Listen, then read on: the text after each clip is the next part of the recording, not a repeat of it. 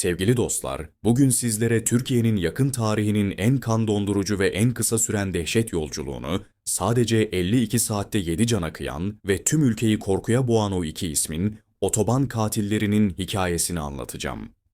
Lütfen arkanıza yaslanın, çünkü bu hikaye sadece bir suç dosyası değil. Aynı zamanda iki kayıp ruhun, bir karayolunda başlayan ve trajediyle son bulan karanlık yolculuğudur. Takvimler Ekim 2006'yı gösterdiğinde Türkiye nefesini tutmuştu. Art arda gelen cinayet haberleri, 6 farklı şehirden yükselen feryatlar yolları güvensiz kılmıştı. Halk otoyollarda seyahat etmekten korkar hale gelmişti.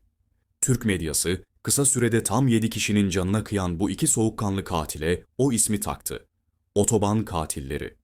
Bu dehşet, Yiğit Bekçe ve Mehmet Karahasan isimli iki arkadaşın kiraladıkları bir araçla çıktıkları sıradan bir yolculukta başladı. Peki, onları bu kadar kısa sürede birer canavara dönüştüren neydi? Gelin hikayenin kökenine inelim.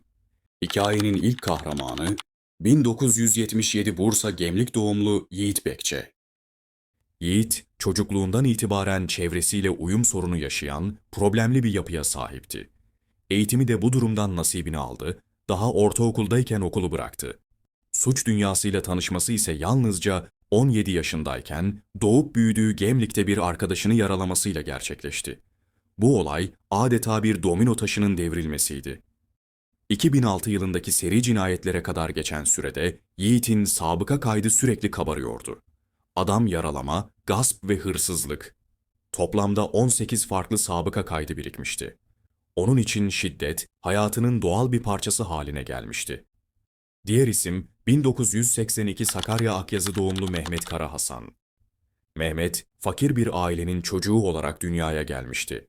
Ailesi onu anlatırken aslında uslu, evine yardım eden bir çocuk olduğunu söylerdi. Ancak onun hayatının dönüm noktası çok erken bir yaşta bir aile trajedisiyle geldi. 14 yaşındayken ablasına sarkıntılık yaptığı gerekçesiyle bir kişiyi öldürmüş ve hapse girmişti. Henüz çocuk denecek yaşta bir katil damgası yemişti. 4 yıl sonra 18 yaşında cezaevinden çıktığında hayatına temiz bir sayfa açmak istedi. Çeşitli işlerde çalıştı ancak sabıkası yüzünden aradığı kalıcı huzuru ve işi bulamadı. Bu durum onun ruh sağlığını derinden yaraladı, onu gittikçe daha da içine kapanık ve öfkeli hale getirdi. Karanlık dostluk ve intikam planı olaylar başlamadan tam bir yıl önce ortak arkadaşları vasıtasıyla Yiğit ve Mehmet tanıştılar. Uyuşturucu kullandıkları bir gece sohbetleri derinleşti ve birbirlerinin sabıka kayıtlarını, geçmişteki zorluklarını öğrendiler. Hikayeleri birbirine o kadar benziyordu ki bu durum onları kendilerince birbirine yakınlaştırdı. Aralarında başlayan bu dostluk, ne yazık ki bir yıl sonra tüm Türkiye'nin dehşetle izleyeceği olayların zeminini hazırladı. İlk kıvılcım 19 Ekim 2006'da Yiğit Bekçe'den geldi. O, geçmişinin intikamını almak istiyordu. Hedefinde ise eskiden arkadaşı olup sonradan arası bozulan Merih Süren vardı. Merih Süren o anları yıllar sonra şöyle anlatacaktı. Kandil gecesi camiden çıkıp eşim ve kayınpederimle eve dönerken 3 kişi bizi takip etti. Bana ateş etmeye başladılar. Ben kendimi hamile eşime siper ettim. Merih Süren o an hayatta kalmak için korkunç bir karar verdi. Ölü numarası yaptı. Ellerindeki kanı başına sürdü. Yiğit Bekçe, tüfeği başına dayadığında bile numarasına devam etti. Eşinin feryatları ve Merih'in ölü görüntüsü üzerine katiller öldürdüklerini düşünerek kaçtılar. Kaçarken de Gemlik'te Merih Süren diye birisi yok diye bağırıyorlardı. Merih Süren o gece sadece canını değil, hamile eşini ve doğacak çocuğunu da kurtarmıştı. Bu ilk, başarısız deneme, otoban katillerinin asıl yıkıcı serüvenini başlattı. Takvimler 20 Ekim 2006'yı gösterdiğinde Yiğit Bekçe ve Mehmet Karahasan kiraladıkları araçla yola koyuldular. Artık geri dönüş yoktu. Birinci kurban Hüseyin Çalışkan. Aynı günün gecesi saat 22.30 civarında Bursa-Yalova karayolu üzerindeki bir kestane şekeri satış mağazasında durdular. Dükkanın kapanış saatiydi. Tezgahtar Hüseyin Çalışkan, dükkanı kilitlemek üzere kapıya yönelmişti ki, iki adam kapıyı onun yüzüne çarparak içeri daldı. Ellerinde av tüfeği vardı. Çalışkan, hırsız olduklarını düşündü. Katiller, kasadaki parayı sordular. Hüseyin Çalışkan ise o gün patronun tüm parayı alıp gittiğini söyledi. Bu cevap üzerine öfkelenen Yiğit ve Mehmet, Hüseyin Çalışkan'ın canına kıyarak olay yerinden kaçtılar. Çalışkan'ın cansız bedeni sabaha karşı dükkana gelen bir müşteri tarafından bulundu. Jandarma olay yerinde hiçbir iz bulamamıştı. Bu ilk cinayet katil ikilinin iştahını açmış, onlara zevk vermişti. İkinci kurban Fatih Kılıç. Tekrar yola çıktılar. Yol boyunca alkol ve uyuşturucu kullanıyorlardı. Sadece 7 saat sonra Kocaeli'nin İzmit ilçesinden geçerken gözlerine bir pişmaniye dükkanını kestirdiler. Dükkanda tezgahtar Fatih Kılıç vardı. İkili araçtan av tüfeğiyle indi. Fatih Kılıç tehlikeyi fark etti. Ancak fark edildiklerini anlayan Bekçe ve Kara Hasan dükkana defalarca ateş ederek daldılar. Fatih Kılıç maalesef daha içeri girerlerken hayatını kaybetmişti. İkili kasadaki parayı ve değerli eşyaları alarak kaçtı. Katiller durmuyordu. Artık eylemleri plansız, kontrolsüz ve son derece pervasızdı. Üçüncü kurban Mehmet Çakır. Benzinleri azaldığında Sakarya'nın Hendek ilçesinde bir benzin istasyonuna girdiler. Yeni hedefleri istasyon ve istasyonun market görevlisi Mehmet Çakır'dı. Mehmet Çakır da o gece katillerin hedefi oldu.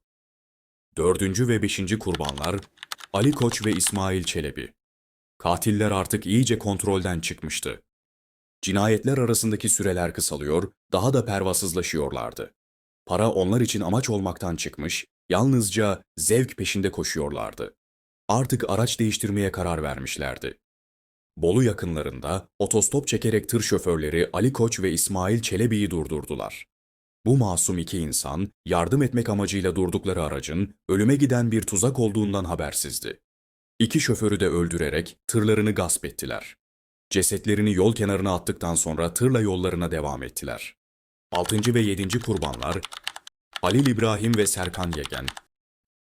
Tırla yola devam ederken daha önce kullandıkları kiralık aracı yakarak arkalarında iz bırakmamaya çalıştılar.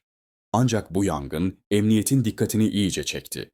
Katiller otoyol üzerindeki tesislerde dikkat çekmeye başlamışlardı. Gasp ettikleri tırı terk ettiler ve yeni bir araç arayışına girdiler. Sivas'ın Yıldızeli ilçesi civarında Halil İbrahim Yegin'in kullandığı otomobili durdurdular. Araçta Halil İbrahim'in yanında bir kişi daha vardı. Durdurdukları bu iki kişiyi de tereddüt etmeden öldürerek araçlarını gasp ettiler. Kısa sürede 52 saatlik bu kanlı yolculukta tam 7 farklı insanın canına kıydılar. Cinayetlerin ardından buldukları araçları yakıyor, yeni araçlara ihtiyaç duyduklarında ise otostop çekerek yeni kurbanlarını seçiyorlardı. Artık çevrelerindeki insanlara ve güvenlik kameralarına zerre kadar dikkat etmiyorlardı. Onlar için bu adeta bitmeyen bir video oyunuydu. Bu dehşet devam ederken emniyet birimleri gizliden çok kapsamlı bir operasyon yürütüyordu. Sonunda ikilinin Ankara'da oldukları tespit edildi. Yiğit Bekçe ve Mehmet Karahasan ise bundan habersiz Ankara'da ıssız bir yol kenarında yine otostop çekiyorlardı. Yeni bir hedefe, yeni bir kurbana ihtiyaçları vardı. Uzaktan kendilerine doğru gelen bir aracı fark ettiler. Araç yaklaştı ve yanlarında durdu. Bu onlar için yeni bir av demekti. Fakat hesaba katmadıkları çok önemli bir detay vardı. Araçtan inen 3 kişi sivil vatandaş değil, jandarma istihbarat biriminde görevli askerlerdi. İkili ne yapacağını şaşırdı, paniğe kapıldı. Aralarından ilk kurşunu sıkan Mehmet Karahasan oldu. Elindeki pompalı tüfeği doğrulttu ancak o an tüfek tutukluk yaptı. Zaten kullandıkları uyuşturucuların etkisiyle bilinçleri tam olarak yerinde değildi. Bu sayede jandarma timleri tarafından çok kısa süre içinde etkisiz hale getirildiler. Adli Tıp Kurumu'nda sağlık muayenesinden geçirildikten sonra çıkışta bir muhabir onlara en can alıcı soruyu sordu. Bu kadar cinayeti neden işlediniz? Otoban katilleri ortak bir ağızdan o meşhum cevabı verdi. Zevk için. Bu 52 saatlik süreçte tam 1944 kilometre yol kat etmişlerdi. Bu korkunç kilometreler onların otoban katilleri olarak tarihe geçmelerine neden oldu. 2007 ile 2011 yılları arasında 6 farklı şehirde yargılandılar. Her bir suç için ayrı ayrı ağırlaştırılmış müebbet ve 40 yıl hapis cezası aldılar. Adalet en sonunda tecelli etmişti. Yıllar sonra gazeteci Ezgi Başaran'a verdikleri röportajlar ise bu iki adamın vicdan dünyasına ışık tuttu. Yiğit Bekçe pişmanlığını dile getiriyor gibiydi. Vicdanımın yarısı rahat. Evet suçluyum, çok kötü şeyler yaptım ama o suçların yarısı bana ait, diyerek suçu Mehmet'le bölüşme eğilimi gösteriyordu. Mehmet Karahasan'ın cevabı ise çok daha ürkütücüydü. Ben kendimi katil olarak görmüyorum. İsteyen istediğini düşünebilir, rüyalarıma hiçbiri girmiyor. Mehmet, en ufak bir pişmanlık emaresi göstermiyordu. Sevgili dostlar, Yiğit Bekçe ve Mehmet Karahasan'ın hikayesi, bir insanın nasıl bu kadar karanlığa düşebileceğinin ve bir dostluğun nasıl bir cinayet serüvenine dönüşebileceğinin kanıtıdır. 2006 yılında Türkiye'nin gündemini sarsan, 7 canı alan ve tüm toplumu korkuya sürükleyen otoban katillerinin hikayesi bu şekildeydi. Bu tarz gerçek suç videolarının daha sık gelmesini istiyorsanız, beğenmeyi ve kanalıma abone olmayı unutmayın. Yeni hikayelerde görüşmek üzere, hoşça kalın.